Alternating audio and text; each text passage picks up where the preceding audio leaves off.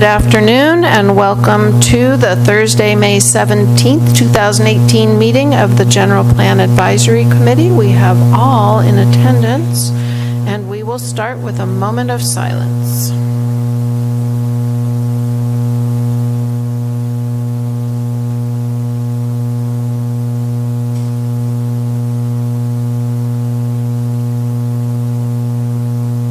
And on to the Pledge of Allegiance.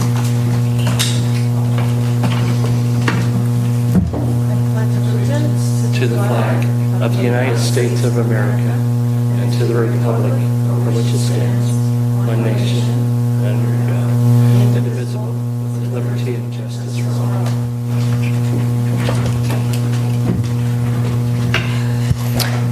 And next up, any GPAC announcements?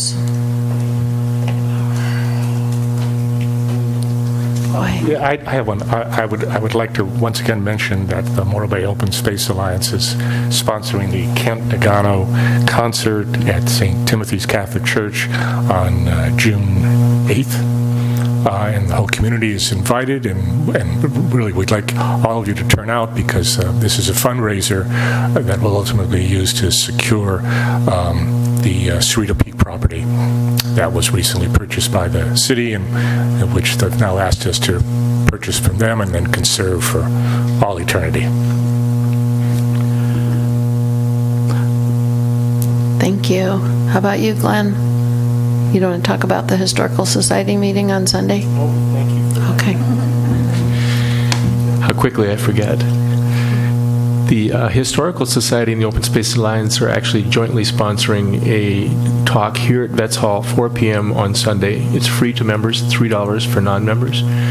It's going to be a really interesting talk. Patty Dunton, who is the Salinan Tribal Administrator for Monterey and San Luis Obispo counties, is going to come and talk about sacred places. And the thing that triggered this is that Cerrito Peak, which Joe just talked about, we're trying to purchase on behalf of the Open Space Alliance, is registered in the state of Minnesota as a sacred place by the Salinans, and there are some artifacts up there that indicate how it may have been used in ceremonies. So it's going to be an interesting time with Patty, and I hope you'll all show up.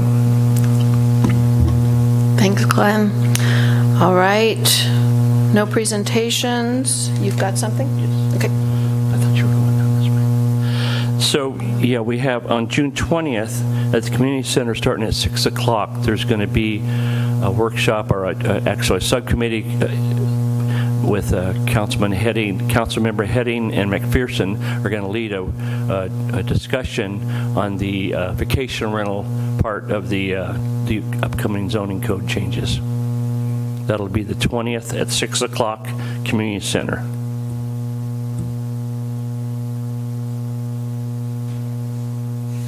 Thanks. Anybody else? Okay. We have no presentation, so public comment.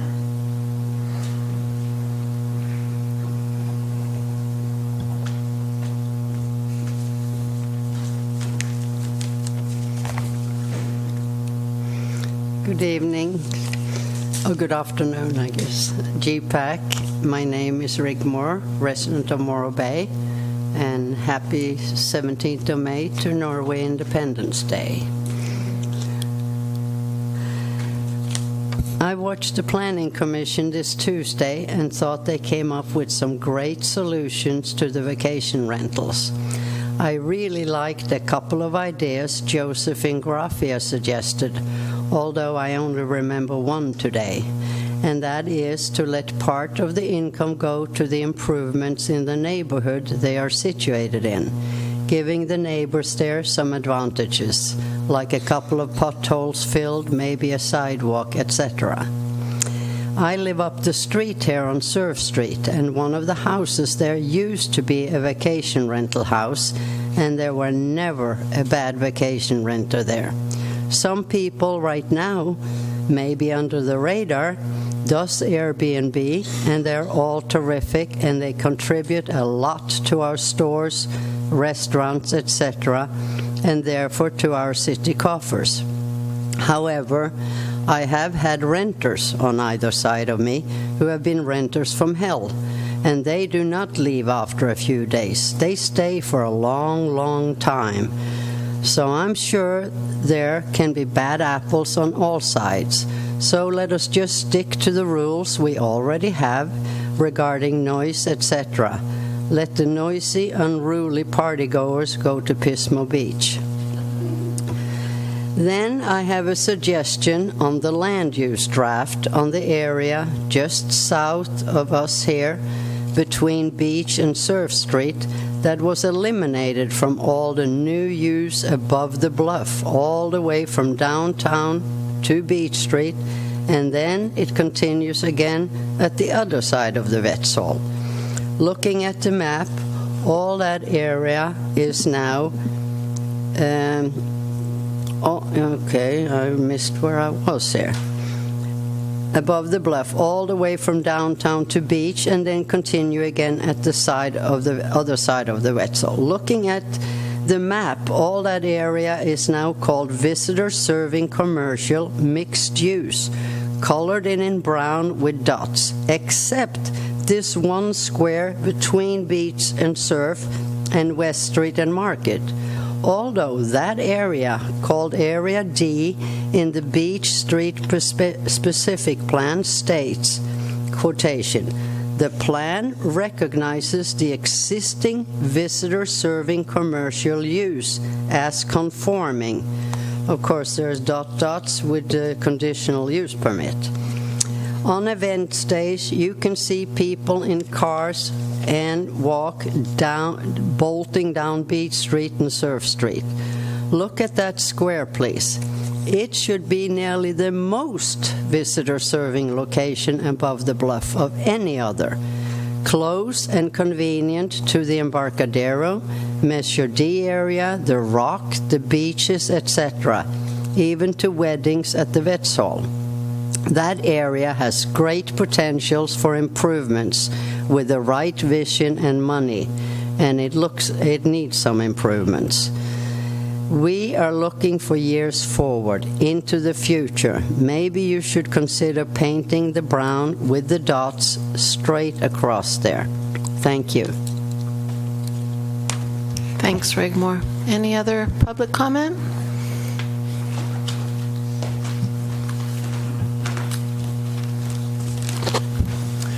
Good afternoon. My name is Robert Davis, and I'm speaking as a private citizen. I want to thank all of you for your service to the community. You are a vital link between city government and the citizens of Morro Bay as we update our general plan. And I want to assure you that your comments and recommendations are valued by Mr. Graham and by City Council. Thanks. Thanks, Red. Anybody else? No? All right. Moving on to new business. Take it away.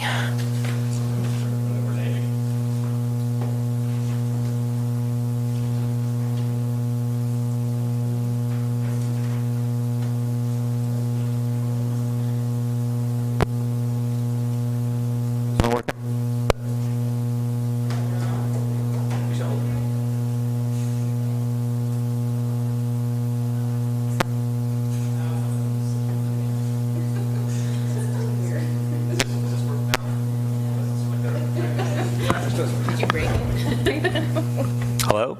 Okay. There we go. We'll see. Hello? Okay. Great. Well, hi, everybody. It's exciting to be here and to have a draft before you. And I know Cindy emailed you, and I just want to reemphasize that we know how large a task it is to get through it, and so we want to introduce it today and get through a couple elements if we can, and come back in a couple weeks and dive in some more. But we hope to get through at least some of it so we can split our time a little bit. Okay.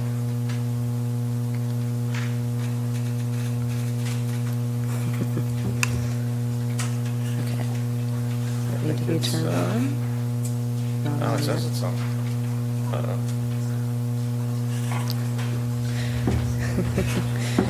I'm having one of those technical days. I'll go see if they have. Okay. Sure. Oh, that's a good question.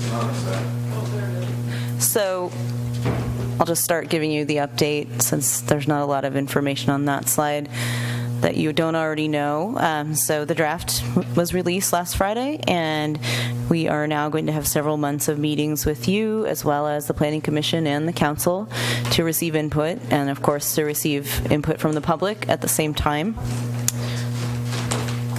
As Scott mentioned, the final module of the zoning code will be coming your way soon. It is Module 4, and that's the citywide standards.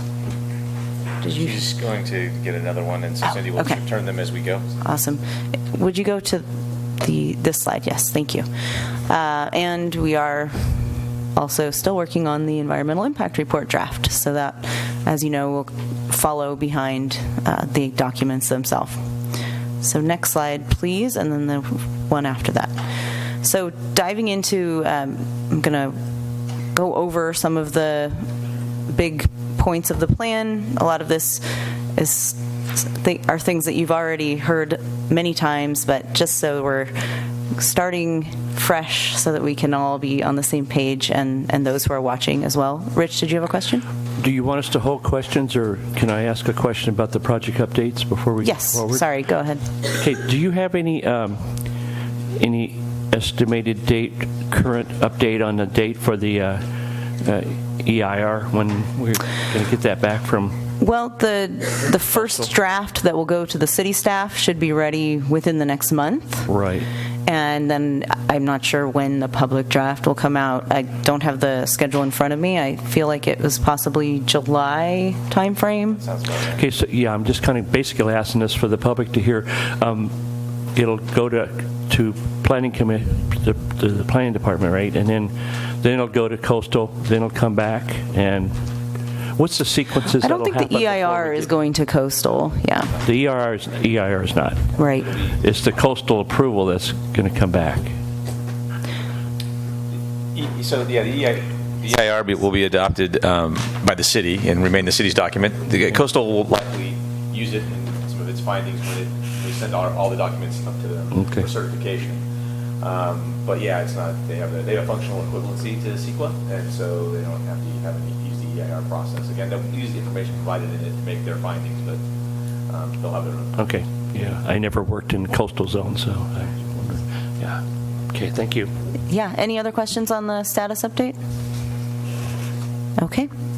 So just to kind of go back to the 30,000-foot view, we are here with the draft of the Plan Morro Bay, which is an integrated general plan and local coastal program.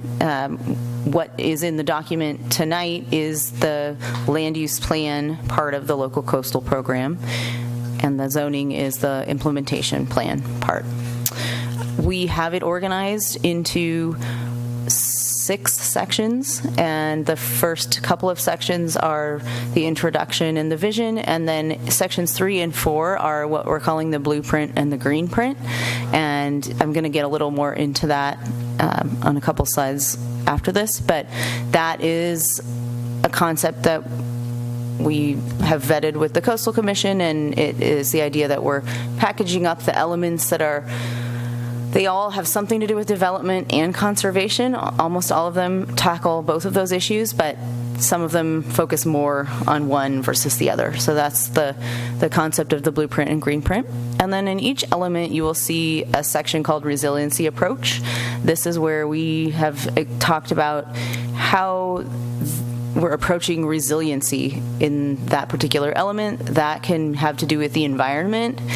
It also can have to do with the economy and with the character of the community. So it is trying to look ahead and make sure that we're building policies and programs that will allow Morro Bay to, stay Morro Bay until 2040 and beyond. And so you'll see more detail in each of those, but we do have a section in each element.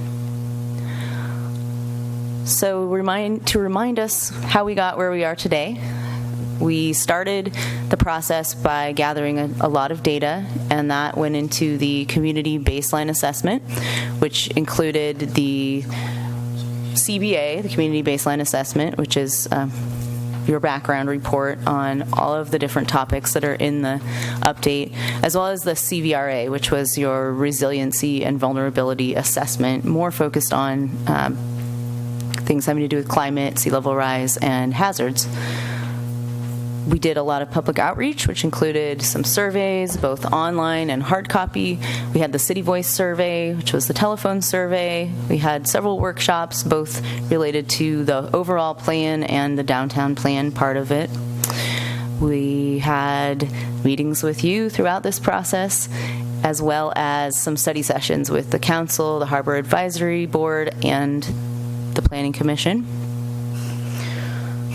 We took the feedback that we heard in the earlier meetings, and we drafted what we called the Key Issues and Policy Report, and that's where we brought to you, as well as to the Planning Commission and Council, the issues that we were hearing from the community, and also identified through the background analysis, and then received input on how those issues might become policy language in the plan. We also brought you land use alternatives. We looked at 10 opportunity sites throughout the city, as well as 4 study areas outside the city limits, but in what has now become what we're calling the planning area in the county unincorporated area. And then we've also prepared now all but one of the tasks in this additional grant that was received from the Coastal Commission, so the Round 3 grant, and those covered the topics of sea level rise, environmentally sensitive habitat area, lateral access, as well as lower cost accommodations. There is one task that is being worked on that trailed behind the others because we were waiting for some projections to be available from the state, and those are now available, so we're working on updating some of the sea level rise modeling. We've also been working with the city staff as well as the Coastal Commission throughout the project to provide feedback and review deliverables. So the draft that's before you today, just to remind you, has already been reviewed by the city staff twice, as well as by the Coastal Commission staff. And that's a preliminary review by the Coastal Commission. Their official review will happen later in the process, but we did get quite a bit of feedback from them that has informed this draft. Any questions on any of that? Okay. So the feedback from Coastal was primarily positive. I don't know if I wouldn't call it negative. It was mostly, I wouldn't really call it positive or negative. They provided us with some questions, and then they provided a lot of suggestions for how policies could be changed or additional policy language that we hadn't already included. I don't know. And those changes that they recommended are included in this draft already? Yeah, so okay. we Excellent. had a call with them to talk about their comments, and then we worked together to decide what changes should be made. So it wasn't just they edited it and we accepted, but it was a discussion. Yeah. Excellent. Yeah, they have, they're because of all of the several rounds of grant funding that went out through the Ocean Protection Council and then also through the Coastal Commission, there's several communities out there that are doing what we're doing. And so, a lot of the commentary that we got from them, I think, is sort of based on current positioning of the commission right now. And so, I think that's where, some of it came from, and some of it was a desire to have more of the sort of California government code language put into the document, which I'm not a huge fan of, but I understand. So we accepted some of that and put it in there, as opposed to having it in the back in the technical appendices where we have it noted, currently. So it makes the document a little longer, but I think, for the most part, at least a lot of that stuff is in our current general plan, and then so people will be familiar seeing it again, and so it will make folks feel comfortable that we're following those requirements, I suppose. So that's what I would take it as, the input that we received. And just a general question, back to our very first meeting when we sat and talked, we were told that this draft document, we could change it all the way to the end till it got to councils. We could introduce? It likely will be changed all the way through the end, and then after it comes back from Coastal, because it's unlikely, even if we do a really great job and they're very happy with the document, they will make changes to it, and it will come back, and we'll have to accept those changes or negotiate back and forth on what those changes look like. So this document will be changed through the entirety of the process up until when we certify, we adopt it here, and then it'll go to Coastal, and it'll come back, and likely we'll have changes in it that we'll have to accept as well. So, more specifically, I was talking about GPAC. I think I remember that we would be able to interject comments all the way to the end. So with that answered, my request would be, would it be possible for us to get, could we see those comments from Coastal?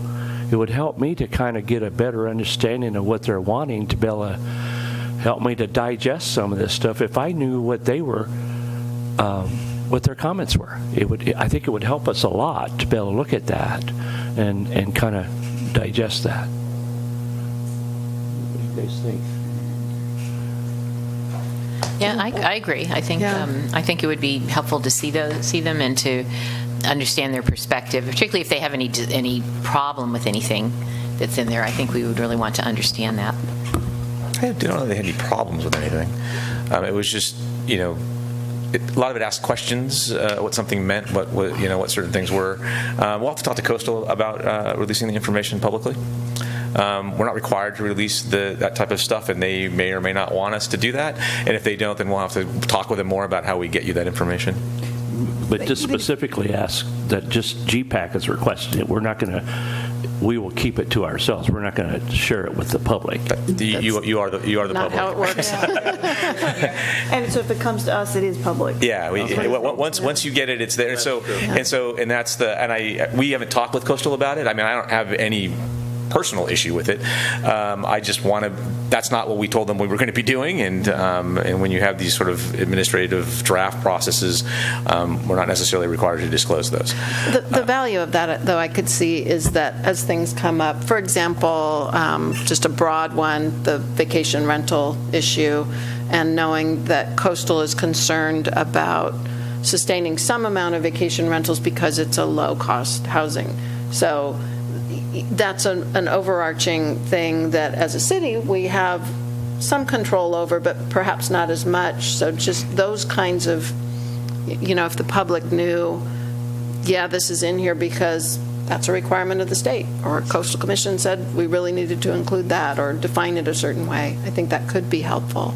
To echo that, that's what I was going to say is I could see there'd be hesitation about wholesale handing over the comments, but anybody who's worked with Coastal sort of knows the hot button issues that they probably raised. We could probably sit here and guess what they were, but you could probably give a general idea of the topic areas, right? And you already have, to your point, you've kind of already alluded to that, and I think that is super helpful for people who've never dealt with Coastal to understand just even the subject areas that they might have really honed in on.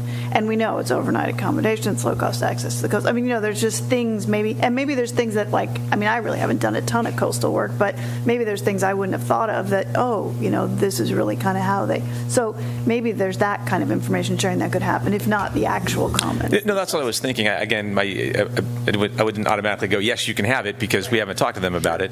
And if they didn't want to, have that, daylight for whatever reason, we can provide you with a synopsis of the changes and the areas in the document, because they're all there. We have them in a track change format that you're not looking at. And so, it's,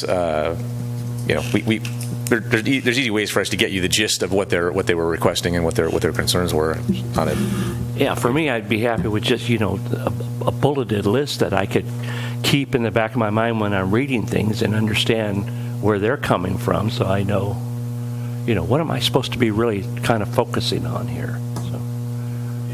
It also is, if you look at all of the comments that are out of context, meaning we got them, and then we had to talk to them on the phone, get clarification about what some of them meant. You won't see any of that in there because that was on the phone, and then you would see the document change now what the language says, and there would be several missing pieces there that would have to come. That naturally came out of our discussions where we provided clarification. And we reordered some things as a result of some of the comments and suggestions they made and that type of thing. So there are changes, again, some significant changes to the document, based on the commentary that we received from them. I think one thing we could do is tell the GPAC which elements they didn't comment on. Would you be comfortable with that? Yeah. So this is something I was going to point out on the next slide, but you will notice that there is a rock icon that we talk about in the introduction, and then it is placed in various places throughout the document. And it's only on the elements and the sections that are part of the coastal document. So it's all an integrated document, but there are certain elements that actually wouldn't be in a local coastal plan if this wasn't an integrated document. So coastal didn't comment on those elements, and those include economic development, noise. Was community design? No, they commented on that one. Community well-being. I think those are the three elements that they didn't comment on. Does that sound right? And then they also didn't comment on the vision. That's not an element, but they didn't have any comments on that section. Yeah. So, for what that's worth. And then I would assume, I'm sorry, were you to finish? I was finished. Okay. Within each of those parts, for example, back to the vacation rental, there were subsets that they may have talked about, but then they didn't really care about. I would imagine they wouldn't care about, I don't know, I can't think of anything right now, but there's probably parts that they didn't really care about in the vacation rental language too. Or would they look at every piece of that? The vacation rental language is largely located in the zoning code. They haven't reviewed that. Oh, that's right. Yeah. Okay. Yeah. I mean, we have an affordable accommodation section, and okay, it's a generalized policy related to mostly how we deal with hotel rooms and maintaining affordability, and what happens when we drop below a certain threshold and that type of thing. And that's in here. So. Okay. So I have a couple slides that just basically show the big picture table of contents of the plan. So we start with the introduction and vision, and then move into the green print, which is section 3. Sorry, the blueprint, section 3. And then the green print starts with 4A. Just a note that we are including the housing element in the table of contents because it is one of your general plan elements, but we're not updating that right now. So the 2014 housing element will be your housing element until the next round, which our understanding is that will be due at the end of 2020. So the city may start working on it next year. I don't know. I'm not speaking for the city. It never stops. Amy, again, for public, because my mind I don't remember all of the elements of the required elements, but are there any that aren't in here that we haven't worked on besides the housing element? No. That's all. These elements include all of the required elements, and then there are some extra things. We have some different names. For example, we call it the public safety element. A lot of cities call it the safety element. There's some other small variations like that, and then like the community well-being element is not a required element, for example. But the housing element will be in here in the final document? I believe the city will add it in. Or not. Yeah. So the housing element exists. It's there now. It's adopted. We're not touching it right now. When we're done with this entire process, we'll be going, literally, when we're done, we're finishing it, we'll be going out with an RFP to engage the services of a consultant to update the housing element, and then off we'll go on that. So I was saying, but it never ends. Yeah, so depending on how it's displayed on the city's website, if it's by element or if it's one giant PDF, the housing element will definitely be in there. So I wanted to talk a little bit about the implementation section. So this is section 5, and it is mostly a giant table. I don't know if all of you have looked at it yet. And the actions that are in that table are all associated with the elements of the document. So you'll see that they're all organized under subheadings that refer to the elements, and they also all are associated with at least one goal from their respective element. So I just wanted to make sure that it's clear that we have goals and policies in the elements, and then we have the table where all of the actions are located, but they are all correlated. And as we get to actually discussing elements today, it would be great if you have had a chance to look at the implementation table, we can talk about those as well, but we can also talk about them next time, because I know that's at the end and you may have not gotten there yet, and it's pretty large. But just wanted to make that clear as you're continuing to review the document. So the final item on this list is the appendices, and the appendices are mostly made up of documents that you've already seen. We have the most recent version of each of those documents in there, so a lot of them are final, but for example, the lateral access memo and poster were just sent to Coastal Commission for their review. So that will be updated, likely, and the final version will end up in the final appendices. We also have the circulation study that is the backup information for a lot of what's in the circulation element. That's in there. That's not something that you've reviewed in the past, so it's a technical report.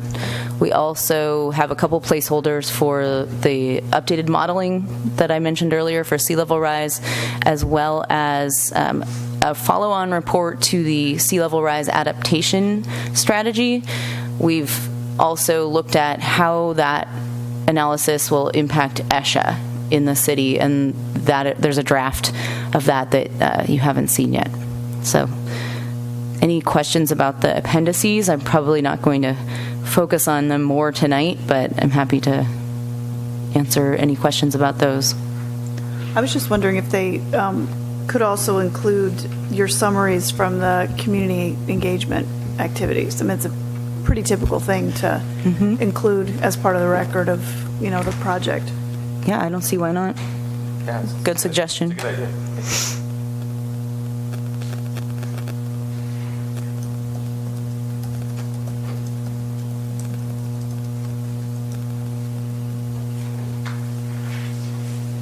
Okay, so we'll start off by looking at the introduction section.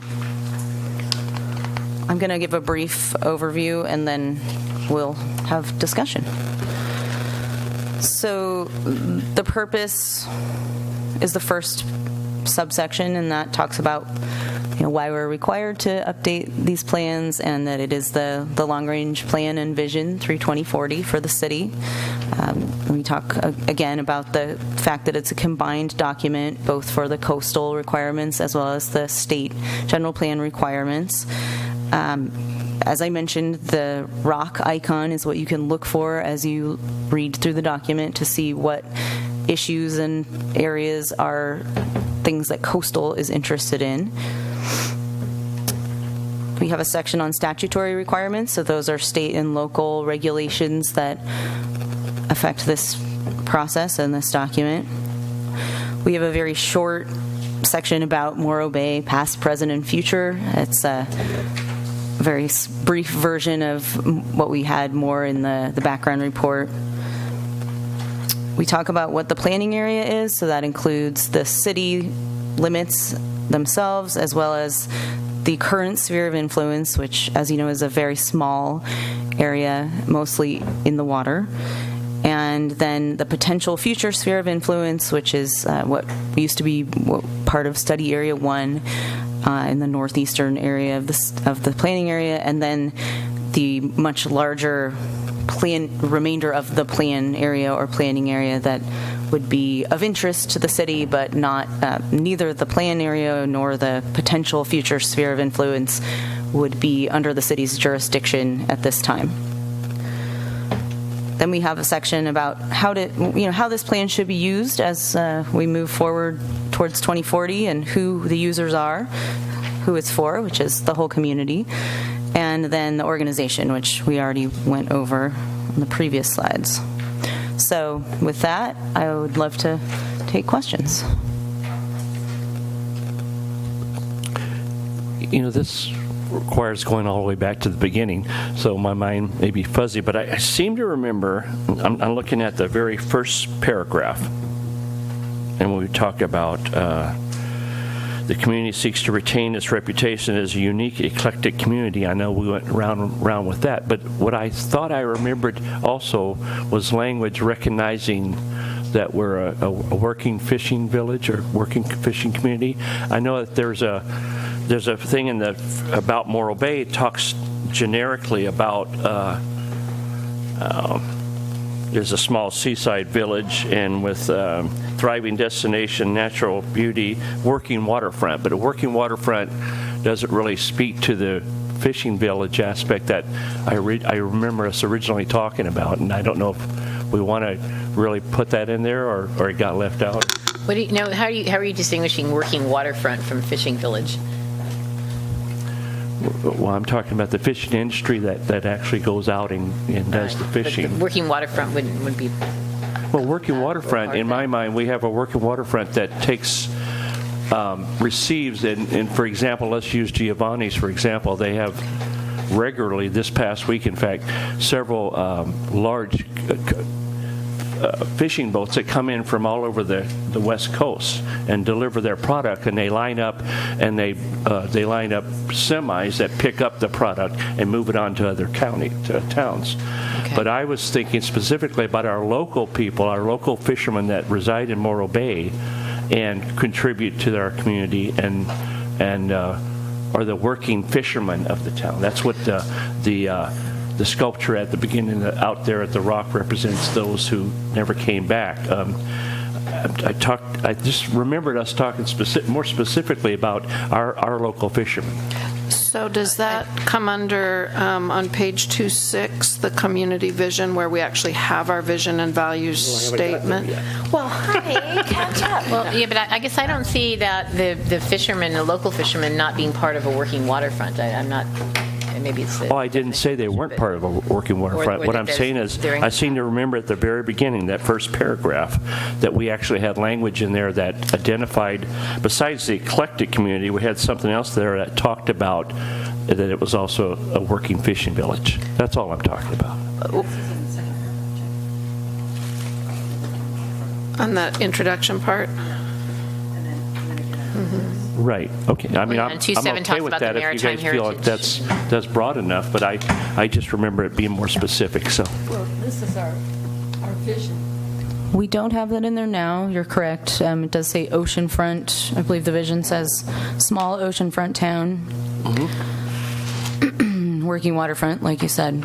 So we definitely went through a lot of revisions on the vision, and I think we actually even have a marked up version where it shows why we changed what we did. I don't have that here with me tonight. Mm-hmm. This is the version that was reviewed by council. Mm-hmm.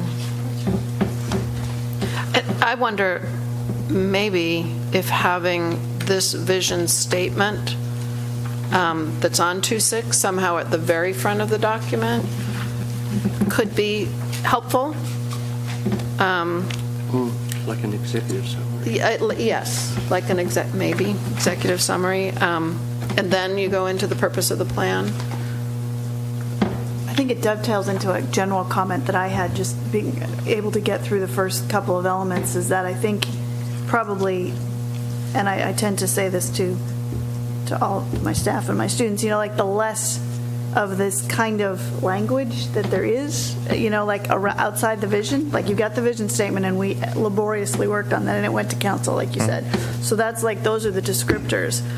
But when you throw in like kind of, and I know you're trying to introduce every section and you're trying to introduce, concepts, but when you throw in more and more descriptors, then you open up to like people disagreeing with what those descriptors are. So, I'm not sure that sentence even needs to be there, right, in the introduction. You've got a vision. It says what we're trying to achieve in this plan, and maybe you don't need another sentence that, kind of articulates it in a different way. So, I've marked up just a number of sentences like that through this whole intro that you could probably eliminate, and then you might not get into these, questions about how we're describing ourselves.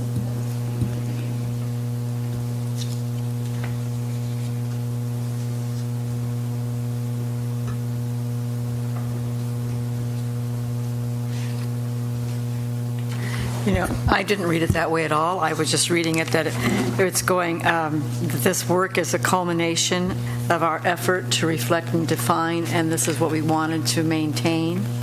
And so I didn't even, I knew we had a vision plan, so I just thought this was just sort of just leading into this report is how I read it, as nothing speculative.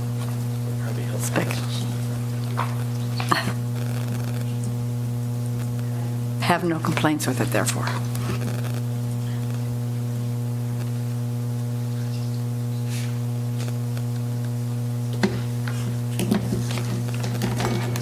Okay, anybody else? Comments on, as we're going through this introduction part? I had some comments on the data, the demographics section. That's on getting to page 114 and 115. I think that some of the statements could be backed up better with data, and then I had some questions about the data. So, under the present, it says the population of Morro Bay has grown slowly over the past several decades and is expected to add several hundred new residents by 2020. I don't think that's what. The way that reads to me is I don't think that's at all what was meant to be said there. I think it's grown slowly, but it's not going to, in the next 2 years, add several hundred residents. So I think that just look at that language again, and then if it has grown slowly over the past several decades, and we all know it has, maybe it would be helpful to have the 2005 number, the 2010 number, the 2015 number, so we can all really see this trajectory and that it's very slow. And then in the 2015 numbers that are there, I didn't know what there's a under 20 line in the first line of the table is under 20, and then it goes up to 65 and over, and then the last line is population under 18. So I don't understand what the difference is between under 20 and population under 18. Like, is that two different categories, or I'm not sure. Is it 18 to 20 and then under 18? And it just seems like it's out of order, so that just didn't make any sense to me. I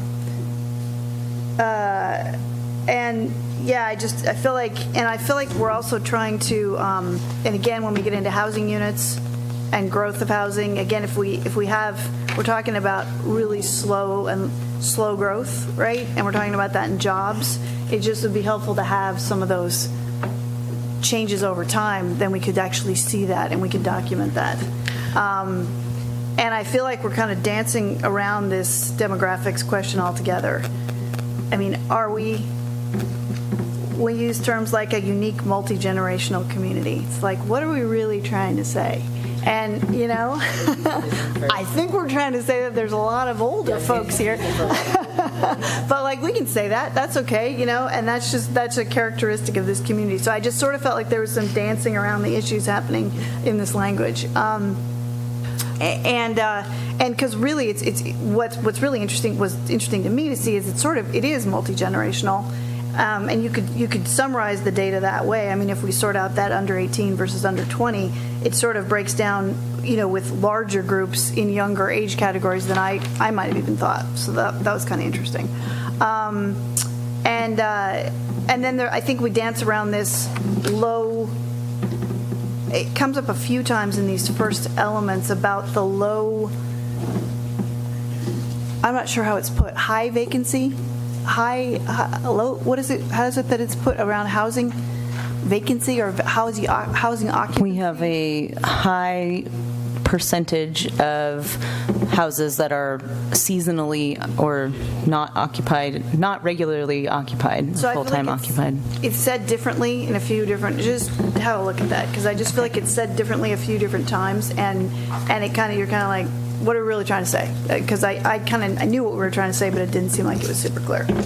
And then one of my bigger things is how we handle the sphere question, the sphere of influence question, because I feel like we talk, it comes up, I think, on a map, and so this on figure 1.2, right? It shows the future sphere, but at that point, I just feel like it's a big area to pop up on a map without a lot of description before of that change, and on the page before, on 116, in the middle paragraph, it talks about that there's additional area outside the city limits, and some of that area may be potentially included in the SOI. Like, is it or isn't it? I mean, we're now done. Like, this is the document, and so is it or isn't it? It's not included in the SOI as of this document. So there's another area that's not mapped that we're talking about in that paragraph. It is mapped. It's just so small that you can't see it. Okay. Okay. I believe it's, let me take my clip off here, but I think it is mapped. Okay. We should add it. Yeah, it's not in the legend. So I believe it is actually mapped. Oh, yeah, it is there. Morro Bay Sphere of Influence. So if you look at the very southern end of the city on the water, there is diagonal hatching. That's part of the sphere of influence. Well, that's part of the existing sphere. Correct. But there's language that talks about additional area outside the city limits that may potentially be included. So they're both here, but I think what your comment is telling us is that it's not that easy to tell them apart on the graphic, especially in black and white. Yeah. And so the current sphere of influence is that southern piece on the water, as well as a quite small piece right under the Highway 1 symbol, just to the west of Highway 1. Mm-hmm. So that's the only on-land sphere of influence currently. Mm-hmm. But then to the east of Highway 1, there's a very large area that in the color version has a red line around it. Yeah. That's the potential future sphere of influence. Right. And that is not being added to the sphere of influence as part of Plan Morro Bay. It is being suggested.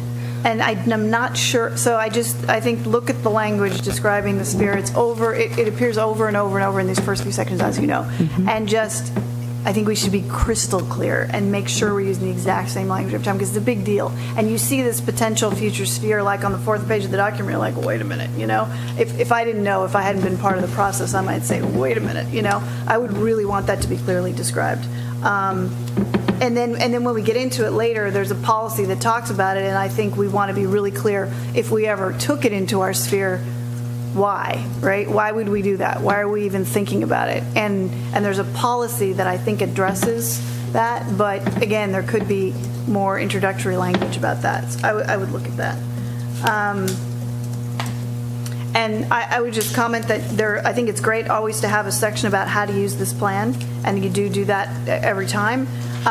To me, when I read it, it's more about why people would use it, not about how to use it. And so I didn't find it was like a hypothetical idea about how people might use it, and I thought, again, it's a little risky to do that. So I would just sort of question that approach to it, to hypothetically try to imagine why people would use it is a little bit. I thought the Plan Morro Bay organization was great, and maybe to me that was kind of all you needed to describe how to access the document. And in the intro, let's see. Yeah, and that was it. You didn't cover we aren't in the blueprint intro yet, right? No. Okay. So one thing I would ask relating to some of that, the documents that back up the data that was collected for demographics and everything else, I would assume are not going to be part of this general plan they inform what went into the general plan, but if anybody wanted to read all of that data and background and how those numbers were arrived at, that would be a different package they could find online. That's in the appendices. Okay. Because I do think, again, if we want something that is relatively readable and accessible to the various groups that will be using this, so the general public, the city staff, planning people who are, looking to develop something, that's not all the information they necessarily need to have right at hand when they're going through this, but if they want to access it, well, how did you arrive at these numbers? Although I agree that the population under 18 and under 20 was a little confusing there. I think they could have access to that if they needed it for whatever reason or study they wanted to do. But I wouldn't expect this part of the document to detail everything, how it was arrived at. We kind of went through that.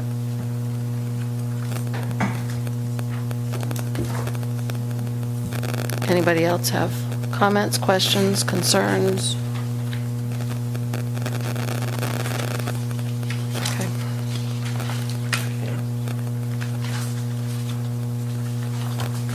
Should we move on? Okay.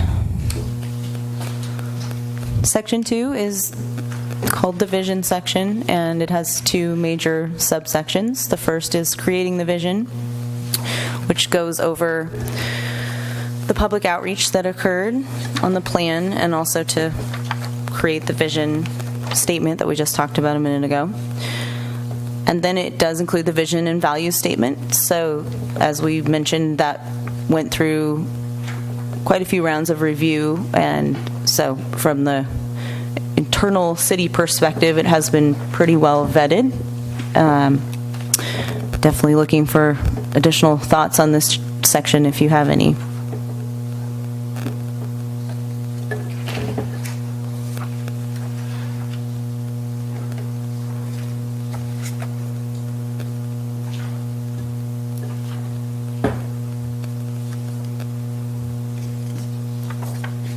Everybody's so quiet. I would say this is the section that you've seen the most. The most of. Already. Yeah. So it's not too surprising. I have a lot to say about it at this point, yeah. Again, this is just trying to recall how we discussed this, but on the community values 2-7, did we list those in any certain order, or is it random? Are they listed in? I don't think they're listed in order of importance. So they're just No, random? I don't believe so. Okay, so there should be no inference in someone reading this that this one is more important than the other one. No. Okay. Thank you. Great. Should I move on?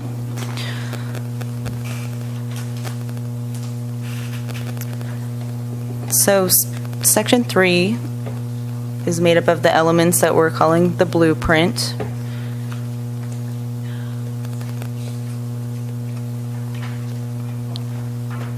And I just wanted to read to you about the blueprint and green print just to set the stage for this. So the development, this is from your text, the development aspect of the general plan and local coastal program can be considered the city's blueprint plan, kind of thinking of the design profession there, while the conservation aspect can be considered the city's green print. These plans all share a common vision and must be consistent with and support one another. So the blueprint is 7 of the elements, and it identifies the role of land use and circulation planning in supporting resource conservation and sustainability. So that's the very big picture on what the blueprint is. And we do have the organization, so it lists out the elements that are included in the blueprint, and then how to use the blueprint, which I think, as Melanie was correct in saying, is more like, why would you look at this section of the plan? So any comments, additional comments that we haven't already gotten on that section? I thought this was great. I thought it could be helped by like a flow chart, maybe, that would can have my Post-it note if you'd like it. So, it would just be Plan Morro Bay, and then there could be blueprint, and you list all the elements, and that it's 3B, 3C, 3D, right? You list them all, and then you got green print, and then you list them all, just so that it really hits you over the head what this is, that Section 3 is the blueprint, Section 4 is the green print, and this is what each of those elements relate to. Instead of in a narrative, just in more of a graphic.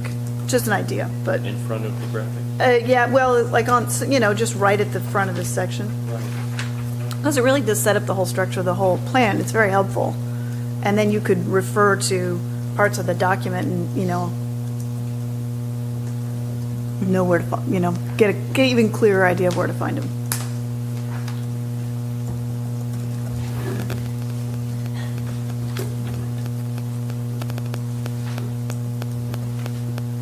Okay, anything else on that section?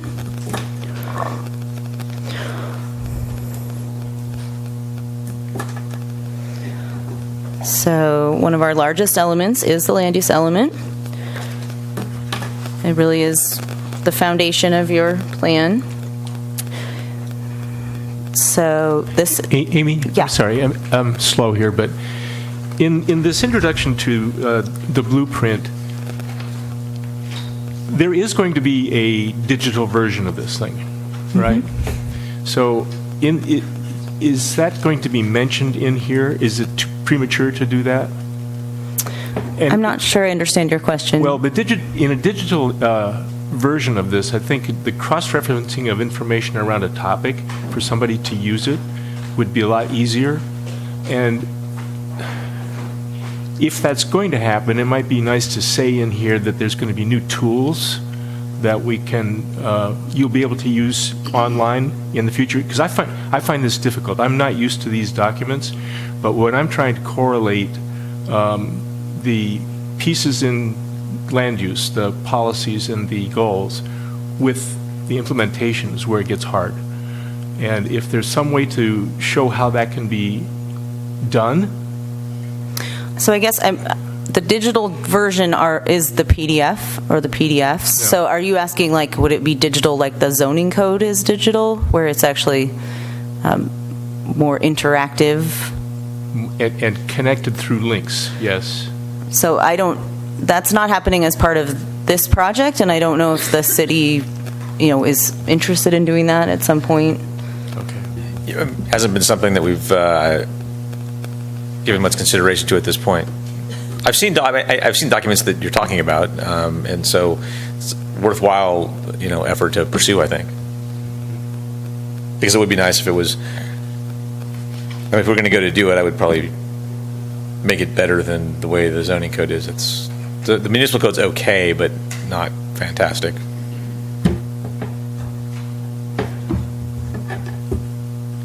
So this may be really simple, but when the agenda packets are posted on the website, City Council Planning Commission, if you are reading the agenda, you can click on, say, agenda item B1, and it hyper jumps you to the staff report for that item. So are you thinking, like Amy was saying, we have our goals and policies, say, in the land use element, but then there's implementation at the end. So if you're reading this online and you're looking at the land use element, you could click on a policy and it hyper jumps you to the corresponding implementation action, something like that? Yes, and the nomenclature, the identifiers were a little confusing to me at first. I caught on, but we have LU1, and then if you go to the back and you're looking at implementation, it's also LU1, 2, 3, 4, 5. They're under goal LU1. So I had to learn how that worked, and if there's a easier way to do that, I think it would be helpful.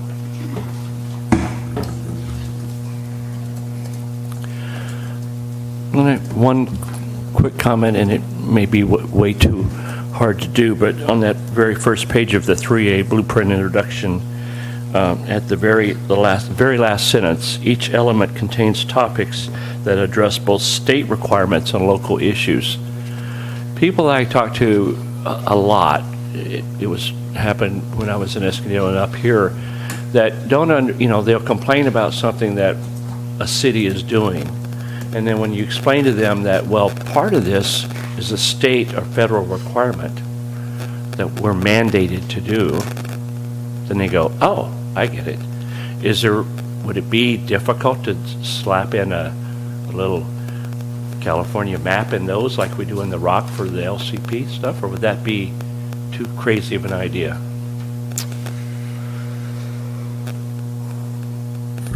I think that would be easy for some things, and some things are really a combination of state and local priorities. Yeah. Mm-hmm. Okay. I would say almost well, yeah, it could be tricky. I mean, there's certainly a ton of crossover between the two. Again, it's also something I haven't really given thought to. In looking at it, I can see there being issues. It's not something I've thought much about. I have to give some thought to it and see, and have to look at what that means in looking through it to see if it's feasible, really. Okay. I mean, because Amy does bring up a salient point that because many of the policies and discussion topics in here include sort of both, that makes it kind of difficult. It might be making things less clear as opposed to more clear. Yeah, that's what I was I figured that would be part of your answer. We taught classes in governance trying to get people to understand how government functions, and so many people just had no clue that, like the wharf right now, how much of the wharf cost is associated with required state and federal regulations that don't give you the money for it. And so they pass it down. And I don't know, maybe we don't do it here, but maybe we look at it as a city about educating our population on how we get to where we are here on some of these things, because a lot of it's way beyond our control. And especially the ones I think our citizens should know about is that the ones that are out of our control, that are mandated, and they don't come with money. ADA is another one. Thou shall, but oops, we took the money and we gave it to another, business or something there and that make more money. I don't know, I'm looking at the land use blueprints, and it strikes me a lot of these policies that are delineated, they're going to require situations to arise in the future. There's an investor who wants to do something, and so you can't really talk about time frames for doing some of these things.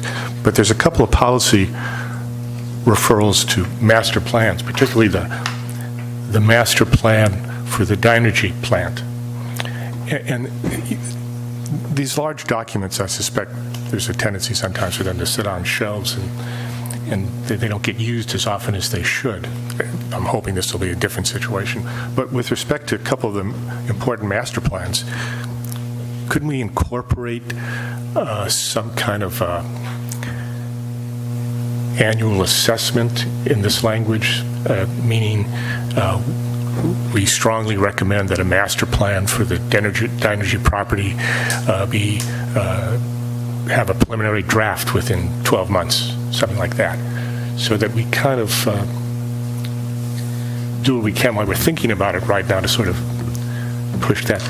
I focus on that because I focus on that one particular thing. That's probably, I think, more important than anything else in this section, because given the city's financial troubles in terms of revenues and deficits and all that, it strikes me we're in a particularly vulnerable situation if a well-heeled developer comes along and wants to do something with the property, and we don't have something in place already that's had a whole lot of community input as to what we would like to do with the property. We'll be very susceptible to being persuaded by this developer who's offering all sorts of financial gains to essentially do what he or she wants to do. So I guess I'd just like to see a little bit, some sense of urgency in those master plans being developed. That's it. I'm going to let the city respond to that, but also I would like to introduce this element before we get into a lot of the Q&A, because there's a lot to it, so I think it would be helpful to point some things out. So there's I think two policies in the document that refer to master planning efforts, and one of them relates to the Dynegy site. It's 100 acres. The thought process, and given that master plans are fairly expensive, and the city to go out and do a master plan, so we would be having a developer that comes in, that acquires the property, do the master plan, pay for the master plan. The master plan would be the cities, they would be paying for it, and we would do all of the things you do when you go through a master planning process. And so otherwise the city has to pay for it, and we'd be coming up with an idea that doesn't relate to any developer coming in, and sometimes you can do that and it's effective. My experience has been with communities that have done that it tends to be less successful, and you end up having to go through and then dramatically amend that based on what comes forward, because we don't know, over time what the missing items are, what the missing economic holes are in this area necessarily, depending on when they might redevelop. And so then you dramatically end up kind of redoing the entire process when the development comes forward. Rarely do you get one that comes forward that's like, oh, yep, we're happy with everything that's in there, we're just going to go do that. And then you have environmental consequences of what you're doing, and if anything's over, about 5 years old, then it's no good, and you have to redo that, and so you end up redoing the entirety of the process almost. So thought process is when it comes in, we do the master planning process, so it looks at not only what developers are interested in doing, but you get all the feedback from the community about what we think we would like to see, and that ends up kind of being more of a partnership process. And it's also some of the triggers for improvements that'll be necessary as it relates to our circulation in town. There's a lot of improvements if that property develops, and a lot of circulation improvements have to be made as well. I also think that the value of this general plan is, again, as kind of that blueprint, green print to look at when somebody comes in and says, I want to put a Saks Fifth Avenue in there. And we can go back and say, that really didn't fit with our vision and value statement. That doesn't actually conform to what we've looked at in terms of our environmental issues or hazard areas. So I think if this document is sort of both general and specific enough in what we want to see for our community, it helps inform what would happen with a larger redevelopment of a package property like that. I mean, there's just a lot of unknowns as to what could go there, and that's the problem. I mean, you could pull the community and ask them what they want, but the developments that come in might be something else, and then you're constantly amending a plan that actually never gets implemented until the pieces come forward, because it's not ours, we don't own it, and they could decide to break it up fractionally, we don't know, and so it makes it a little more difficult. So the first one person that would come forward would be when we do that and start telling the story about what's there and laying out the uses and that type of thing, sort of based on what folks are coming forward with. Scott, in your that's an interesting response, because I didn't really know that. It makes sense that it would operate that way. Do communities ever put together something that's much less labor intensive and money intensive, but like a framework of some sorts, just kind of something that would inform developers when the project is just a gleam in a developer's eye as to what they should be thinking about? So master plans can do that depending on how you frame them. I mean, we have the waterfront master plan. It's kind of old and outdated, and I think one of the to-dos in here in the back is to go update it. And it would probably need to include some of the things that are out by the rock and that type of thing, because it doesn't include that area. We had a plan at one point that we were working on. I forget what it was called, but there's something that's sitting out there that was a draft that came through. But we'll be, kind of going back through and refreshing that. And that talks about an area, but that's an area that's entirely, under the control of the city for the most part. I mean, there are on the east side and the area where Stax is privately held properties there, but majority of that is controlled by the city and or state if you go up to where the rock's at. Before you were here, and I don't know how long you've been here, we used to have a business forum, and it was business and community members, and usually met down on the waterfront. And one of our topics was, what do we do with that property? And it was a really, really interesting and dynamic discussion of possibilities, obviously, because as you say, we don't own it. Who knows who's going to buy it and develop it. but there were suggestions of putting a graduate studies program in there. You know, if you could get Cal Poly to do some kind of marine sciences thing, and then put in graduate student housing, which helps build your community with mature, you know, sort of family people who then are contributing to the economy. And there were multi-use suggestions. There were all kinds of really interesting things that came out of that. So again, nothing that, you know, makes a formal study, but, and it was business community input, and I think we even had council members there. Some of the city planning staff had been there. So it could be interesting, you know, maybe get the chamber to pull. I've been encouraging the chamber to go back to having those business forums, because it gave a chance for people to have a lot of informal input into what was happening in our community. Also, as part of this process, we had a survey section and a public workshop where we received a lot of specific input on that site. So we're now going to be adding that to the appendices. So the additional detail will be in there. Probably not, you know, the raw survey results, but a lot more than it is in the implementation action, which does have a pretty broad list of the types of uses that the community has expressed an interest in. I mean, this sort of does in the beginning what you're talking about, because it says, hey, these are the things we're interested in having over there. And then you need to go refine that. And it's not just you come in and you're going to do what you want. You have to develop a master plan for the site that looks at that and has the community engagement component in it and that type of thing. So that's important to have in there, because we could not do that. And you could just have someone that comes in and is like, yep, I want to put, as an example, housing tracts over here. And then we have a little bit of, you know, a couple storefronts in the front to give you the commercial that you asked for, you know, and the land use map that you're adopting, and then that's all we want. So the master planning process is much more detailed and deals with infrastructure and those types of things. So. Could we back up and do the intro? So, as with the other elements, we have an overview and resiliency approach to start this element. And then we get into what we're calling measuring and characterizing land uses. And this is where we look at your existing density and intensity of land uses, and then what we're proposing moving forward. So I wanted to highlight a couple of the figures and tables, and my list isn't completely in order, but starting with figure land use 2. So this figure is SLOCOG's assessment, most recent assessment of what is on the ground in Morro Bay in terms of the uses that are here. So it's not your current land use map. Like, it's not the uses that are allowed, it's what types of uses are actually here in the city.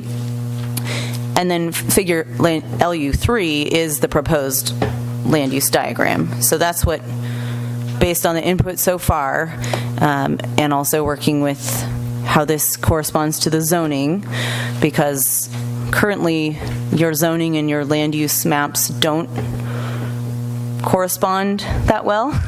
And the goal is that they will be almost completely one-to-one, as they say, when we're finished with this. And there are going to be some areas where that's not completely possible. I know we've had a lot of comments on the special area B, I believe it is. So there's a couple places that are a little more tricky, but the slide is up of the map. Obviously, you can see it a little better in your document, and in the electronic version you can zoom in. But this is where we've landed so far, and I know we'll get into discussing this more after the intro. Is it possible when you go through these to give the page numbers? It's just a little easier to navigate the document. It's kind of large, and we haven't had it for very long.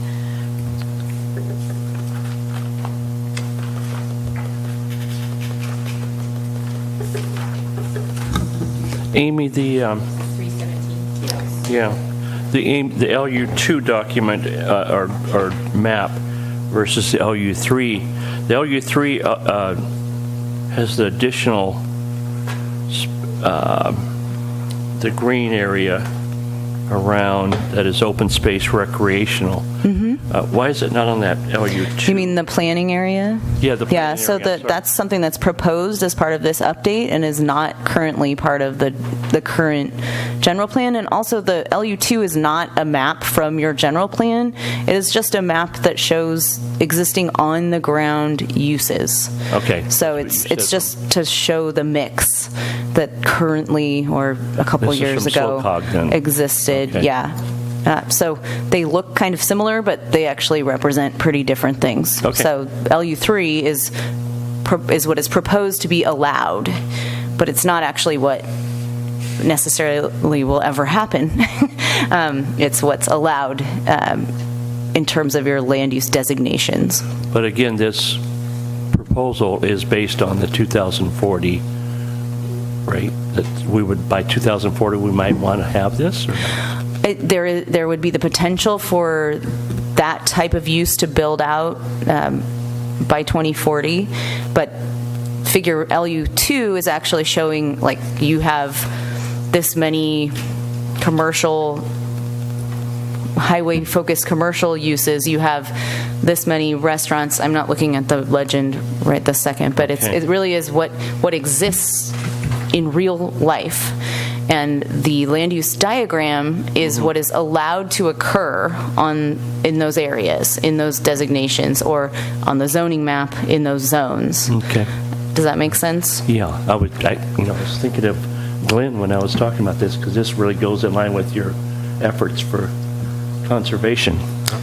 Well, in those areas that are in the light green on LU3, those are the planning areas, and basically what that means is those are areas that we want to keep tabs on if development's happening. And so what happens is we do a sphere of influence review with SLOCOG, and we identify those areas in our MOA, Memorandum of Agreement with SLOCOG. And so what happens is we have an agreement in place that says anything that's happening out in these areas in the county, we get notified for.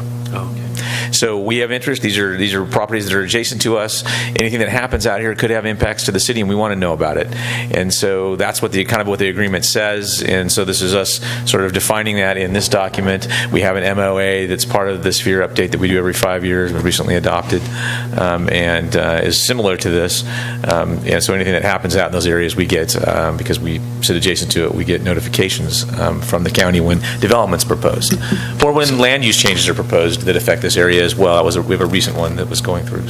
So I do have a question of comparing the two maps, and what you said, Amy, helps, because the LU2 is what's on the ground. If I understood you, that's what's going on right now. Mm-hmm. And the area I have in mind here is out on the rock, and leading out to it, that's currently open space or conservation. That's the way it looks in the LU2.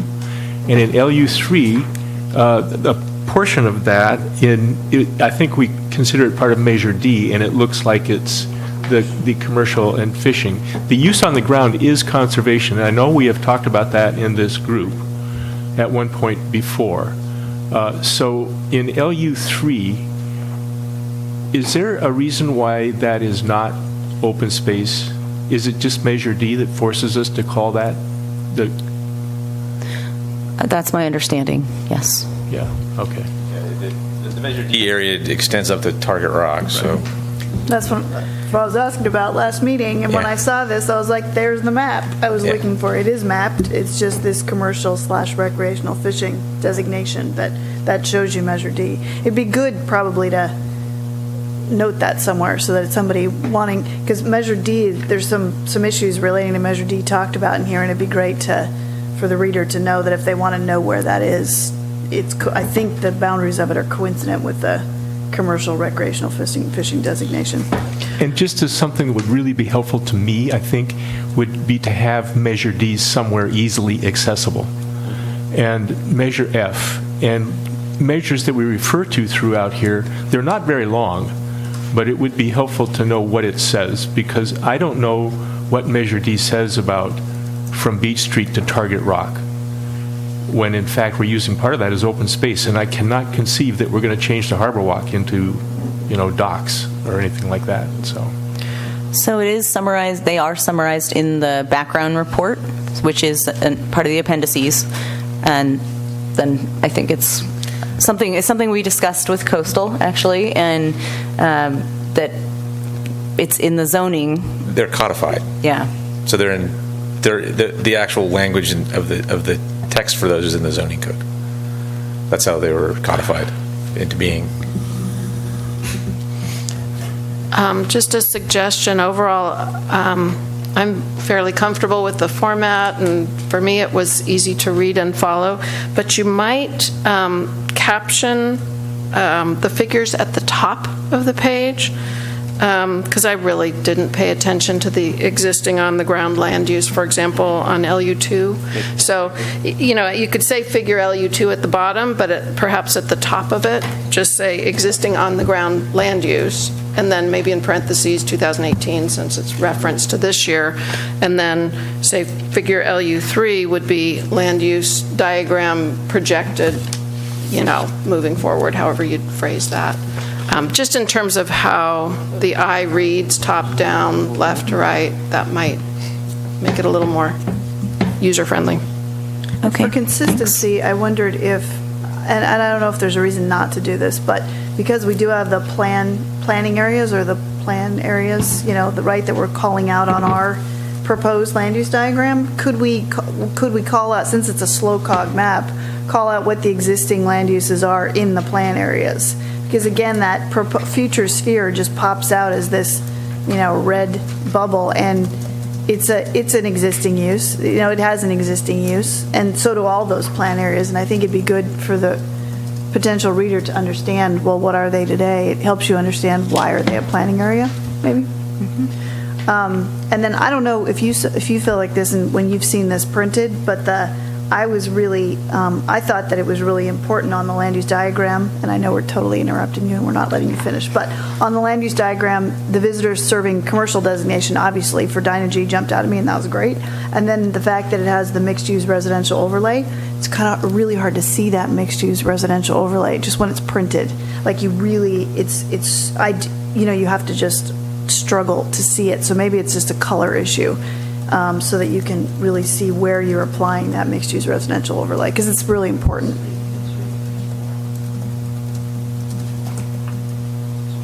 Okay, I'll quickly run through the rest of the intro, and then we'll get into it a little more.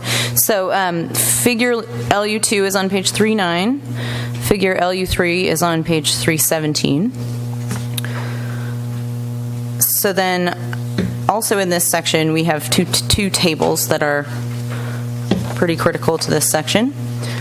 One of them is LU1, and that's the proposed land use designation, so this corresponds to the map, figure LU3. And so we have the name, we have a description of what can happen in that designation, and then we also have the intensity and density, depending on whether it's a mix of uses, so commercial or residential with some other uses, whether it's purely residential or if it's a non-residential designation. These are all also implemented by the zoning. So just to remind us that we have a lot of information here, but a lot of the additional detail about what's allowed in each of these areas is in the zoning. We also, so I guess, are there any clarifying questions about that table before I move on? Okay. So table, and that's on page 313.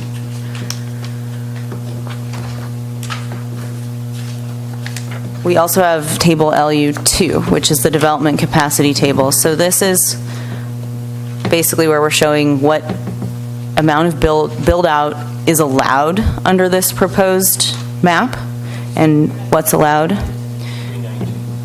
And yes, that's on 319. And this is showing existing information about the acreage. The acreage is,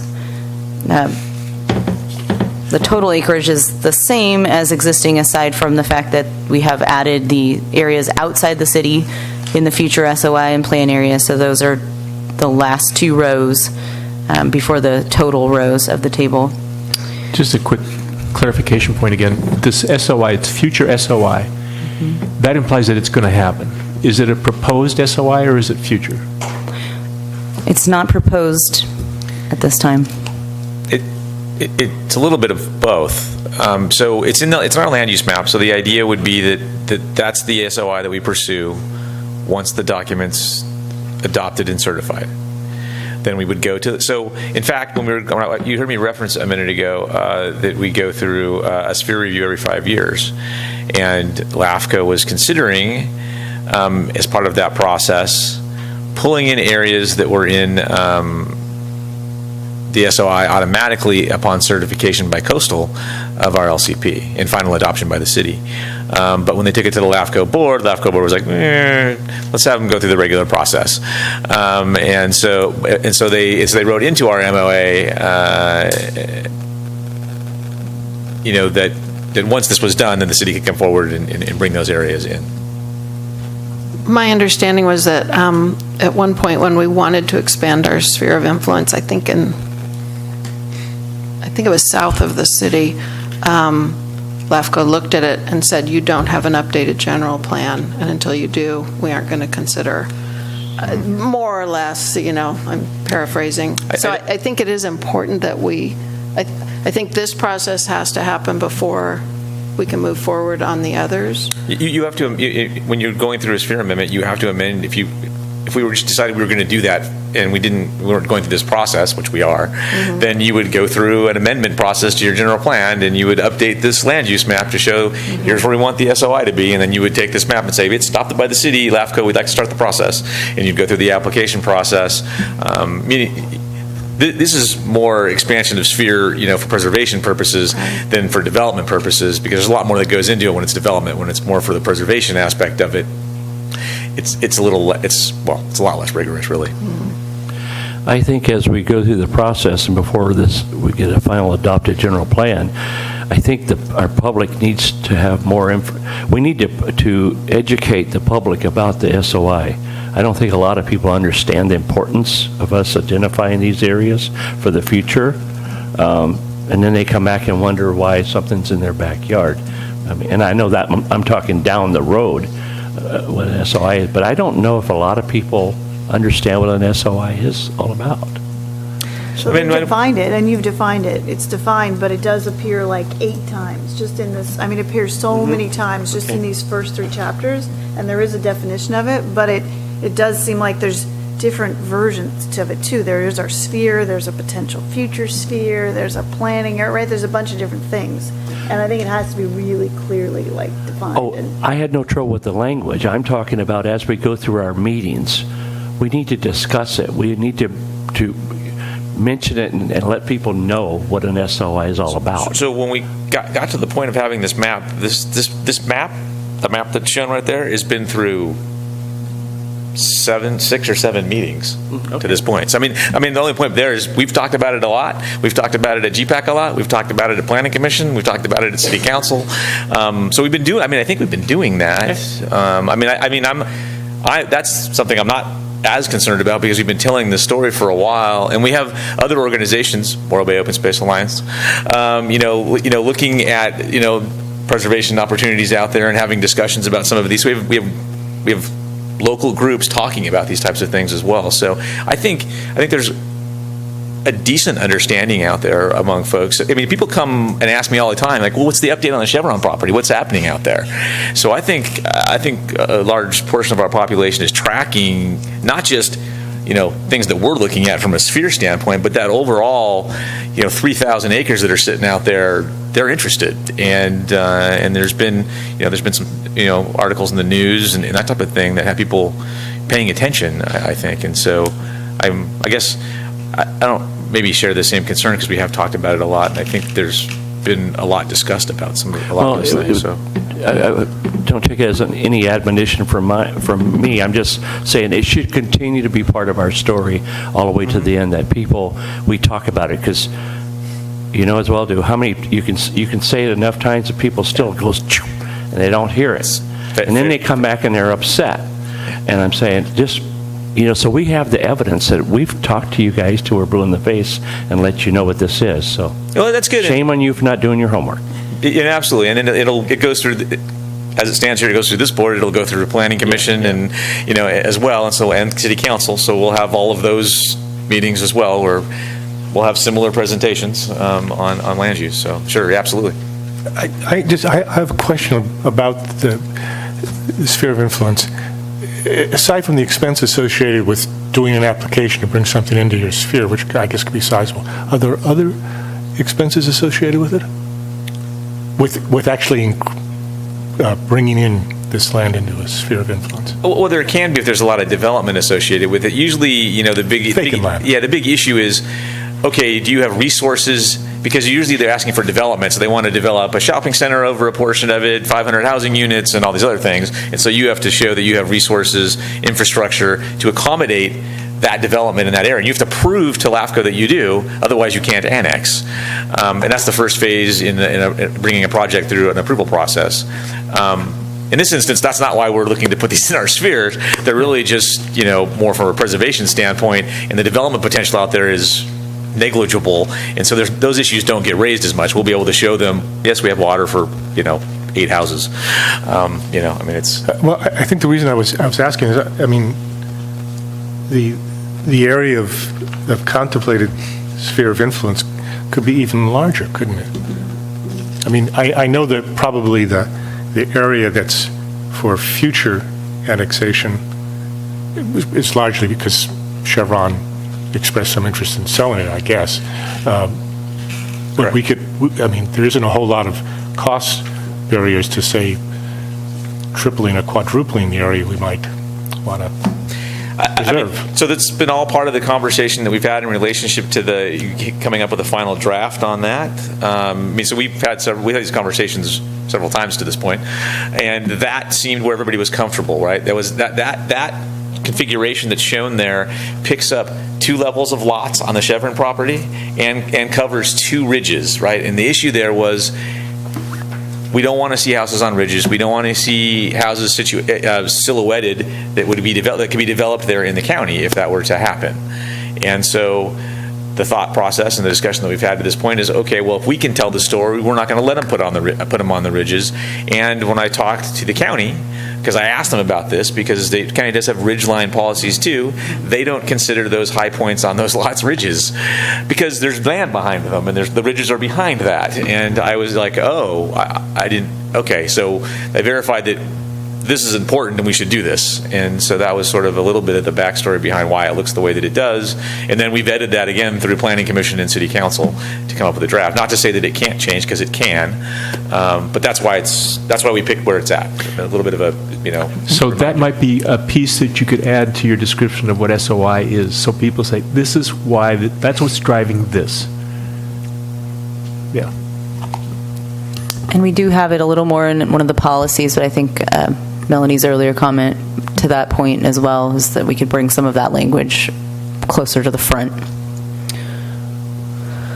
So really quickly, just to finish off the overview of this element, after we talk about, well, let me talk a little more about the development capacity table. So this is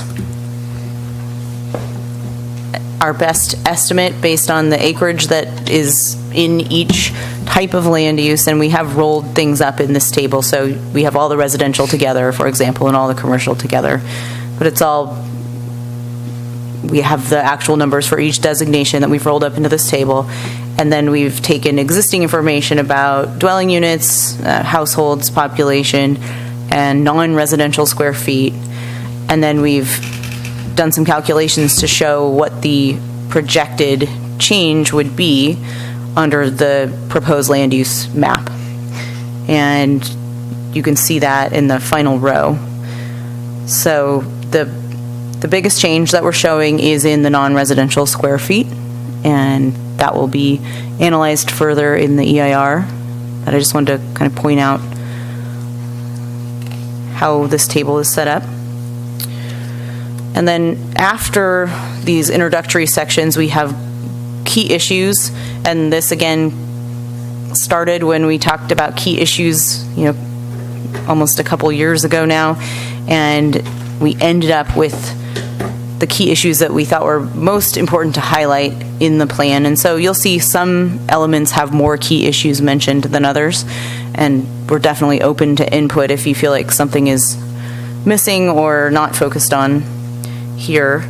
The ones we have in the land use element are having a diverse mix of land uses, growth management, coastal priority issues, and that's comes straight from the Coastal Commission and the Coastal Act. Coastal access, which is also a coastal priority issue, but it got its own section because there's a lot there. The downtown and waterfront areas, and then each of the key issues have goals and policies associated with them. And then just a reminder that the actions are in Section 5 associated with those goals and policies. So with that, let's talk some more about the land use element. Could I have a question, please? Back to that, the very first table LU2. Would it be any advantage to have an LU1 that shows the existing capacity, or that people could actually compare what we have now and what we're projecting to grow to? Well, the issue I think with that is that it becomes outdated pretty quickly because this is a 20-plus year plan. Well, I understand that, but just for somebody to have a benchmark that as we did this plan, here's was the existing conditions. Well, actually, figure LU2 is the existing conditions. That's actually what has been developed. The existing general plan and the general plan diagram is what's allowed, so it doesn't actually, it doesn't always reflect what's actually built on the ground. A quick question about the one you pointed out. Why 8 million more square feet in commercial? I mean, just ballpark, I don't know. The short answer to that is the two, and the biggest drivers of that are the Dynegy site and what's proposed to be allowed there, and it's mostly because it's a change from industrial to uses that would result in a lot more square footage potentially, and then also the area where the wastewater treatment plant is currently. So I'm waiting for a percentage from our traffic consultant. I haven't received it yet from him of actually what the percentage is of the non-residential square feet that those two areas comprise, but it is quite large. It's a Just pretty big by change. virtue of the fact that it's 120 acres. I mean, it could be a very misleading number, I guess, is the, Absolutely. right? So Yes. that should be caveated there, right? Yeah. Because it's based on a gross acreage of that site and a sense of what percentage of land use. So that could be a much bigger number than what anyone would ever, it is. We can say it is a bigger number than anyone would ever contemplate. Based on Yeah. history, I don't think any of us anticipates that number happening. Well, this might be a case then where your method, even though it's systematic, has to be questioned because it's leading to a result that doesn't make sense. And I think the likelihood of that Dynegy plant being torn down is between 0 and maybe 5%. It's not going to get torn down. It's too costly to do it. It's going to be on the National Historic Register of Buildings, if I have anything to say about it someday. And we might find other ways to use it, but as a commercial mall, I don't think so. It's not in our future. We're not big enough. I don't know that number means the commercial mall, but again, we don't know what that number means, and it doesn't necessarily mean a mall, and I don't think that the envision, for what a redevelopment of that site is, how it's described, is a commercial mall. So I don't think I think, again, there's a lot of room for interpretation when you see a big number like that. But. So you get the big number because of the allowed density, right? Allowed density is in that table LU1, and you see what that looks like if you apply that allowed density to similar land uses that are smaller in town. You can see, and rarely do you get to the maximum because there are other constraints that come into play and that type of thing. But you can see what it really would look like on the ground if you're looking at, say, one of our shopping centers. Those are probably the biggest properties that we have in town that are developed, and you can kind of see how they get laid out because there's parking requirements to go with them and other things. So there's constraints that sort of limit your ability to get to the maximum, and we're not in a dense, large city, so we're probably never going to get close to those numbers. But when you apply those floor area ratios, which we're required to apply in our general plan, our existing general plan is not compliant with state law because we don't do that, and you extrapolate that over the square footage, and that's all this is extrapolating it over the size of the lot, you get these numbers. But is there any play in the mixed use assumption or the residential overlay, which could take that retail? I mean, so how is that being factored in? So yes, the places where residential is allowed by the overlay, that there are some residential units in those areas. So to get into a little more of the detail, the city, well, everywhere, I guess, is broken up into what are called traffic analysis zones, and this is one of the ways that we break this into manageable pieces and do the math. And so each of those areas, we looked at the existing information about what is built there, and then we took that information and we changed it to match this proposed land use scenario. And they are, like Scott said, it's just the maximum that could happen. And it's, sorry, can you tell me again what your most maximum that recent can question happen was? under the base land use, or maximum that can happen under the base land use with some adjustment for the overlay? Yeah, so when we looked at each of those TAZs, where there was a residential overlay on some other type of use or land use designation, we added in some residential and balanced it out to commercial. make that total acreage of that area. So, exactly. Okay. Yeah. Just looking back at one of those earlier questions from page 114 about several hundred new residents by 2020, looking at this chart, I'm guessing it should have said 2040, which would have made a lot more sense. So it may just be a typo. And maybe, I think it was also referring to some projections that may have been like between From a while 2015 to 2020, but it wasn't very clear in the text, so we'll make sure that's more If you clear. changed it to 2040, it would make a whole lot of sense. That It would if we were trying to describe this analysis. I'm just not sure if that was what was supposed to be described there. But we'll definitely make sure that we're syncing that up. I had a question just to clarify on page 323 and 324. Talks about housing and jobs growth, and that there are only 1.07 jobs for every household, which indicates a lack of local jobs for Morro Bay residents, and then talks about a jobs housing ratio on the next page, policy LU 3.4. At build out, they'd be balanced at 1.0. So is that one job per household, or? So 1.0, a jobs housing ratio of 1.0 means you have a job for every single person who lives here in Morro Bay, which I don't believe there's any place that exists that actually has that, but that's generally the goal, both from a housing perspective as well as a jobs, and when you look at transportation issues and commutes. Sure. So that follows, it doesn't follow the house. It wasn't one job per household, because I was thinking it's been a long time since anybody could live with one, breadwinner per household. So that's what that ratio means, is per person. Yeah. Okay. I was going to say, because wouldn't that reflect just a high proportion of retired people who don't have official? So it's a little more nuanced. It has to do with your workforce, people who are trying to work, and then old people or young how many people, jobs there are that are available. If you want to get into the details on this, the housing element has a bigger analysis, and I think the background report does too.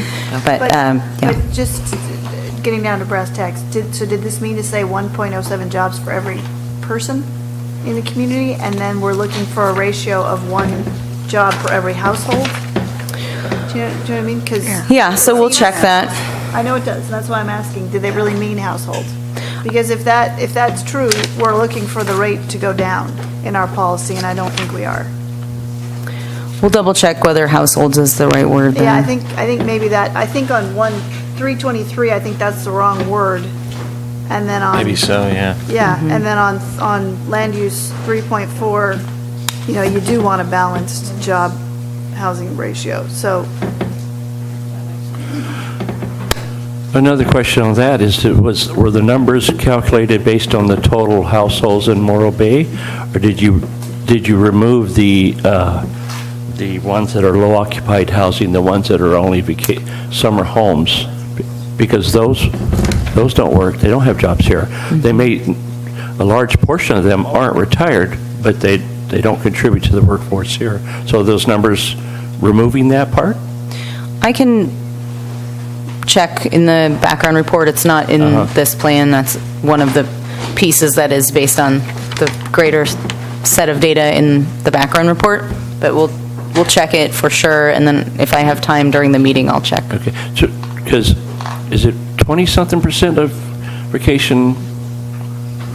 Or I think it's 17%. 23%? 17 currently, I think. 17%. So that's significant to these numbers if it's not pulled out of there.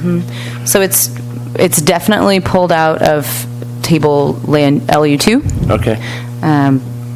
I will double check whether this figure takes that into account, the jobs housing balance. Okay, thank you. Okay.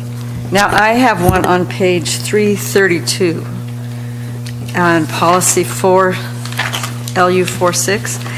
I was really confused. I read that several times, more than several times. Oceanfront lands designated for open space recreation, blah, blah, blah, unless present and foreseeable future demand is already adequately provided for. Unless and is. And so is this referring to like the restaurants that are down in, on the oceanfront area in the, like somebody, once we said that the restaurants that are already down there can exist, but they can't have more restaurants there? Is this referring to that, or? I think that would be more of a zoning, non-conforming zoning regulation, what you're asking about with existing uses getting to stay or not stay. But the idea with this policy is that we make sure that the community's vision for how much open space and recreation there is being met. And again, this is a policy, so it is somewhat broad about how it actually gets implemented. So it's designated to be protected unless the community decides, like usually it would be related to a particular project, that there is so much open space and recreation that you don't want anymore. I think the likelihood of that would be somewhat slim. But if we'll take another look at the language, because it sounds like it's unless not it's already provided, clear. Adequately provided for. I don't know. I was just confusing. Yeah, it was very confusing. Thank you. I had a question on page 336, talking about day use facilities. And it was talking about commercial uses such as restaurants or hotels not accessible to the general public. An increase in public day use amenities would allow visitors to utilize the recreational features provided by a higher cost hotel or motel for little or no cost while staying at a lower cost accommodation. What are we talking about? I mean, is it that somebody who's staying one of my in the favorite RV park gets to use the pool at the hotel? Maybe, I don't know about the pool, but one of my favorite examples of this that I've utilized is in Big Sur at the Ventana, which I think is different now, so I'm not sure what their scenario is, but they are required to let you go out on their overlook where their restaurant is and look at the view and hang out. Just like you're allowed to go on the deck at Rose's Landing, for example. That's not a hotel, but just looking for opportunities in the future where we might be approving as a city, conference center or a higher end place that if maybe they're not required to provide lower cost rooms, but they might have these public spaces and amenities that anyone can use. So I was trying to figure out, are we letting them shower there? I mean, what is, yeah, okay, that makes. And I think in the lower cost accommodations memo, it gets a little more into what those types of things are. Okay. All right. It's very, like the Montage, the St. Regis, the Terranea, the many, many examples in Orange County and LA County of public access facilities in these private developments along the coast. And they're really highly developed. I mean, walking trails, access to some of the, food services, just a lot of different things. Okay. Yeah. Thanks. Right at the top, Policy Land Use 1.1 talks about the identified opportunity areas, enhancing and transforming identified opportunity areas. Is that going back to our opportunity areas that we talked about early on? Land Use 1.1, page 321.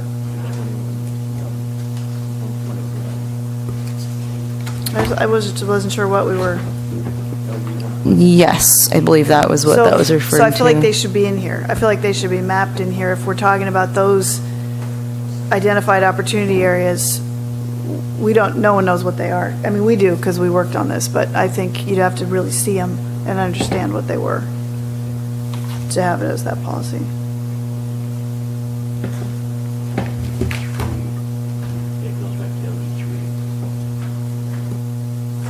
And then in that, on 323, we talk about development capacity. And I understand that we've talked about the Measure F threshold. And I kind of feel that this seems like it's written as though we're still deciding whether or not we're going to stick with the Measure F threshold. And for purposes of this plan, Measure F stands. And this plan shows us that even the build-out that's projected with these land uses doesn't exceed Measure F levels. The projected, we just talked about the limitations of those projections. But they show us that we don't exceed it. So I just felt like the way this was written, it sounds a lot more 323, development capacity. So it just starts by saying, if community members and elected leaders do choose to pursue growth in Morro Bay, which I thought was just a really strange way to start that whole discussion, because really this is, we have Measure F. We've developed a plan that keeps us within Measure F thresholds. It could be that we reach those thresholds, and we've also said that once we get to X number, which is 11,000 something, we've said we'll look at Measure F again. You know what I mean? It's just if it's worded differently, it has a completely different ring to it than this whole thing, which seems like it's an open discussion that we're having right now in this plan, which we're really not.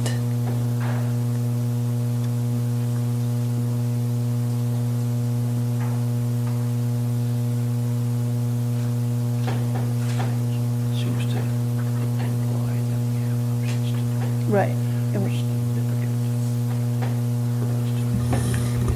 There's hurdles to overcome to get over any Measure F threshold, but we're also showing in this plan we aren't approaching that at this moment. So it's not it's not something that's right facing us. And we do have about less than 10 minutes left, but we can talk more about the land use element next time as well, if you would like. Do we have time? Are we still on it? On 337? 5 minutes. 5 minutes. Policy 64, LU 64.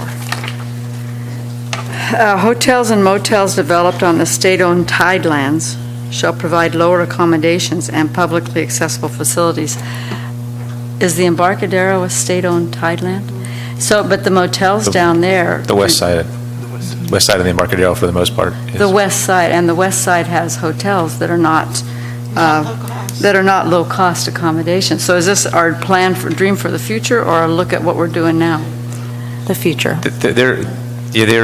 So we've had ones that have been conditioned in the past to pay in lieu fees, and we've gone through the affordable accommodation policies now and had conversations with Coastal, and so the idea is, their intent is, hey, you have these unique properties that don't have affordable accommodations in them, and their preference in this one location in town is that we incorporate those into the developments. What does that So mean? a portion thereof, like I think the threshold for some of the other ones have been 25%. So, which is interesting because you have 10 units, ends up being 2.5. interesting dynamic, which just happened with Rose's Landing. So this is a place where I think you should definitely take a look at the actions in Section 5, because they go into a lot more detail about this particular issue. You can do that now or before our next meeting. And Scott, aren't we kind of heading that direction already with the new proposed contracts with development, like coming up with Off the Hook, et cetera, that are going to have rooms up above that hopefully will be some of the affordable. So an example would be Rose's Landing was approved with 10 rooms. Two of them will be at a lower cost based on average daily rates along our oceanfront hotel units. So taking into account the average daily rate for that specific area, not citywide, because citywide average daily rates are fairly low. Could that figure or concern for lower cost accommodation include the development of more campgrounds and RV parks, or does it have to be lodging facilities? I mean, I wondered even about doing something at the Rock where if you did an improved restroom and make a place for folks who are traveling in their vans to actually legalize the parking there. Overnight parking and, but have a better restroom facility for them to use. We're actively actually talking about some things like that in that location. Because I think that could make a lot of sense in our town, the way people travel. Generally, yes, like Scott said, one thing to note about that particular policy, and I think at least one of the others here, and definitely some of the implementation actions, is that coastal staff did ask for that area to be treated differently and to have a higher standard for providing lower cost accommodations than the rest of the city.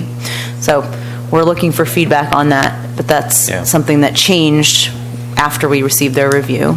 And also, what about people coming in on their boats? And I know that we probably have a pretty low number of slips available for visiting people, but is that included in the number? Because those folks will be coming in, they're visiting, but they're staying on their boat, perhaps. I don't believe that it is. No? Okay. Maybe it could be. I mean, that's part of the nature of this town. Yeah, but if they're staying on their boats, though, I mean, I would think. suppose it's Also, their I don't own think you're probably place. talking about low-income. Although they affordable often people. come and use like the yacht club. Sometimes. I mean, sometimes they are, and sometimes they live on the boat or whatever, but I'm not sure it's the lowest income Right. segment of the population. I'm afraid we need to get out because it looks like there's another meeting coming in. So, any final comments from Yeah, we're meeting on the 30th Yes. In the community center. Community Center? Okay. Yeah. So we're adjourning to the community center. Do you have a Real quick Do you have on a the, plan for how many elements you're going to get through? Do you have any sense of what you're going to try to get through at that meeting? Because I won't be there, and so I was going to type up my comments and try to submit them before that meeting. Great. Appreciate it. Yeah, but so I'm not going to try to, be the class leader and go ahead of the rest of the We'll be going items? in order, and we're going to go as far as we can. Okay, so if you don't know. and real quickly, I, along with a couple other people, are having trouble.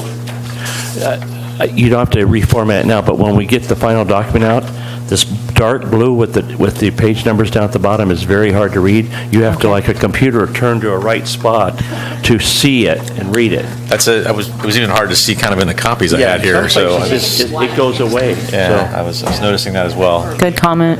Yeah, thank you. Thank you, everybody. Thank you. For jumping into this So we will adjourn. Our quickly. next meeting is Wednesday, the 30th, at the Community Center at 4 o'clock. Thank you. Go 2 weeks.